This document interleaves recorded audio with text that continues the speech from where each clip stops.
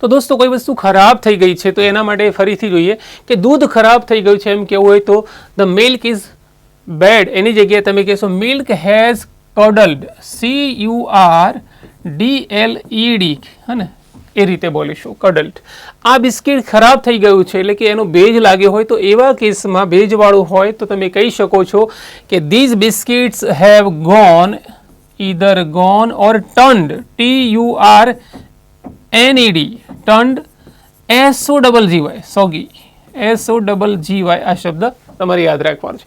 And yes એમ કેવું કે આ કેળું ખરાબ થઈ ગયું છે, મીન્સ બગડી ગયું છે એવું કેવું હોય તો this banana is rotten, ROTTEN, rotten બોલીશું દોસ્તો. એન્ડ યસ એમ કેવું કે આ સફરજન ખરાબ થઈ ગયું છે તો આનું ઇંગ્લિશ શું થાય એ તમારે કોમેન્ટ બોક્સમાં લખવાનું છે. એન્ડ યસ જો તમને વિડીયો ગમ્યો હોય તો તમારા દોસ્તો સાથે શેર કરો એન્ડ કેર કરો. Thank you.